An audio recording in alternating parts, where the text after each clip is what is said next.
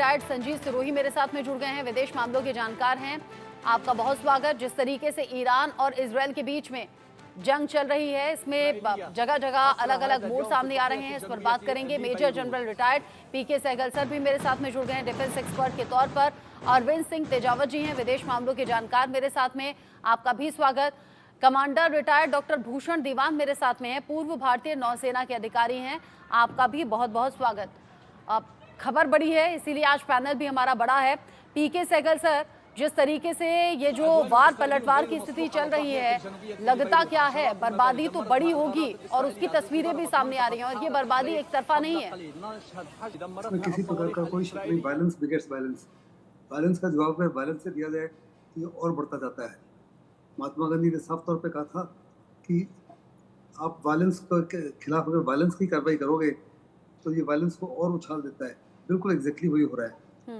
जहाँ तक Iran Israel ने किया, उसने हिजबुल्लाह के ऊपर नुकसान पहुंचाया, लेबनान में हमले किए, हिजबुल्लाह की कंप्लीट लीडरशिप को डिस्ट्रॉय कर दिया, हमास की लीडरशिप को डिस्ट्रॉय कर दिया, लेबनान के अंदर ड्रोन अटैक किया है, हानिया को मार दिया ईरान के अंदर, जबकि उनकी सॉवरेनिटी का भी वायलेशन किया। इसके जवाब में ईरान ने 200 के करीब रॉकेट और मिसाइल दागे, जिसमें कहा जा रहा है काफ़ी हद तक वहाँ इसराइल में नुकसान हुआ है। इसराइल कह रहा है कि हम जवाबी कार्रवाई बहुत बड़ी पैमाने पर करेंगे। हो सकता है वो उनके ऑयल एंड गैस फील्ड्स को बर्बाद करें, उनके पावर इंफ्रास्ट्रक्चर को बर्बाद करें, और कुछ ऐसे लोगों को निशाना बनाएं जो वास्तव में रजीम चेंज वहाँ हो सकता है। और हो सकता है कि बड़े पैमाने पर वो उनके न्यूक्लियर इंस्टॉलेशन के ऊपर भी हमला करें। और ईरान ने साफ तौर पे कहा है कि हम लड़ाई नहीं चाहते, हम नहीं चाहते कि लड़ाई और बढ़े। हमने जो कार्रवाई की है वो इसराइल की कार्रवाइयों का जवाब था, उसका बदला था। इसके अलावा हम और कुछ नहीं करना चाहते। अमेरिका को बार बार कह रहे हैं हम नहीं चाहते कि लड़ाई बढ़े, लेकिन अगर ईरान की तरफ से, इसराइल की तरफ से कोई जवाबी कार्रवाई आई तो हमारा अगला जो हमला होगा उससे भी खतरनाक होगा, उससे भी क्रशिंग होगा, उससे भी भयानक होगा। और हो सकता है बड़े पैमाने पर वो ईरान के इंफ्रास्ट्रक्चर को बर्बाद करे। इसराइल के अभी जो उन्होंने हमला किया था उसमें केवल उन्होंने काउंटर फोर्स टारगेट्स को अटैक किया, यानी दूसरे लफ्ज़ों में इसराइल के सिविलियन एसेट्स को बर्बाद नहीं किया, उनके इंफ्रास्ट्रक्चर को बर्बाद नहीं किया। उन्होंने केवल और केवल उनके एयरफील्ड्स को, मोसाद के हेडक्वार्टर्स को, कमांड एंड कंट्रोल सेंटर्स को के ऊपर हमले किए। लेकिन अगला हमला जो है बिल्कुल वो इनके इंफ्रास्ट्रक्चर, सिविलियन एसेट्स के ऊपर भी हो सकता है। ऐसे में लड़ाई जो है और भयंकर होगी। ये दुनिया के हित में नहीं है, मिडल ईस्ट के हित में नहीं है। इस समय जितने भी मुस्लिम कंट्रीज और अरब कंट्रीज हैं चुप्पी थाने हुए हैं, लेकिन उनकी अवाम की तरफ से जबरदस्त प्रेशर है कि वो पैलेस्टीनियन को सपोर्ट करें। और अगर उन्होंने चुप्पी थानी रखी ऐसे, तो उनकी जो मोनार्कीज हैं और ऑटोक्रेसी जो है मिडल ईस्ट में, उनमें भी इंस्टेबिलिटी आ सकती है। अभी तो साफ तौर पे सऊदी अरेबिया के प्रिंस जो है वो साफ तौर पे कहते हैं कि हमको पैलेस्टीन से कोई लेना देना नहीं, हमको केवल और केवल अपने कंट्री को संभालना है। लेकिन वो भी घबराए हुए हैं क्योंकि उनका अवाम जो है वो चाहता है कि पैलेस्टीनियों की सपोर्ट की जाए, और अगर वो सपोर्ट नहीं करते तो मुसीबत में आ सकते हैं। ऐसे में साफ तौर पे वो भी इशारा कर रहे हैं अमेरिका को, ब्रिटेन को। जहाँ तक अमेरिका का ताल्लुक है, अमेरिका ने अभी तक जितनी भी कार्रवाई की है, तो ब्रिटेन ने जितनी भी कार्रवाई की है वो केवल डिफेंसिव नेचर की है। अगर देखो, उन्होंने कोई डायरेक्ट अटैक ईरान के ऊपर नहीं किया। अटैक किया तो उनके प्रॉक्सीज के ऊपर भी नहीं किया, सिर्फ हouthis के ऊपर किया। और वो उन्होंने जो मिसाइल फायर की गई ईरान की तरफ से, उनको इंटरसेप्ट किया है। मुझे नहीं लगता कि अमेरिका डायरेक्टली किसी प्रकार से हमला करेगा ईरान के ऊपर।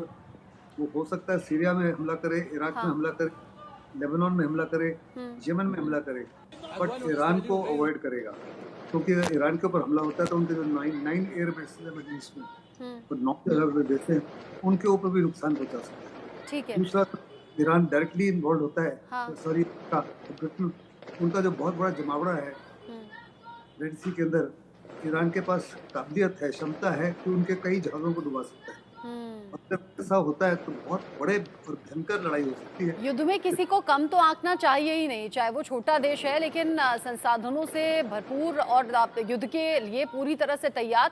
लेकिन जो आपने अमेरिका को लेकर अभी जिक्र किया, मैं कमांडर भूषण दीवान जी आपका रुख करूंगी। जिस तरीके से अभी पीके सहगल सर ने भी कहा कि अमेरिका यहाँ सपोर्ट कर रहा है उसकी वजह से, यही तो हमने रूस और यूक्रेन के युद्ध में भी देखा ना अब तक कि यूक्रेन का सपोर्ट डायरेक्टली इनडायरेक्टली अमेरिका करता रहा है, नेटो देश कर रहे हैं, जिसका नतीजा ये कि 2.5 साल से ऊपर हो गया है युद्ध खिंचते हुए।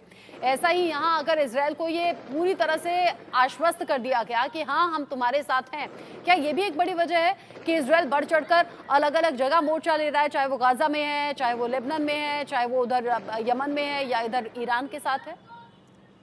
बेशक मॉरल सपोर्ट भी है और मिलिट्री सपोर्ट भी है। अभी जो 3-4 दिन पहले 200 मिसाइल दागी हैं, 180 मिसाइल ईरान ने दागी हैं, उसमें अमेरिकन वॉरशिप्स ने हेल्प किया है कि ईरान मिसाइल्स को इंटरसेप्ट करने में और ख़त्म करने में। तो ये इजराइल अमेरिका का क्लियर कट सपोर्ट है, कोई डाउट ही नहीं है इसके अंदर तो। और मेरा ख्याल है ईरान ने जो काम किया है, ईरान तो मुश्किल में था क्योंकि वो ईरान बहुत टाइम से चुप भी बैठा है, कुछ कर नहीं रहा था, दिखावे का काम कर रहा था। मतलब अटैक जो इजराइल के अगेंस्ट किया अप्रैल में, वो भी दिखावे का काम था। अभी भी बहुत ज़ोर शोर से नहीं किया है, दिखावे का काम किया है, ट्राई तो किया है, पर इजरायली डिफेंस सिस्टम ने जो है उनकी मिसाइलों को इफेक्ट होने नहीं दिया है, तबाह इजराइल में नुकसान नहीं हुआ है।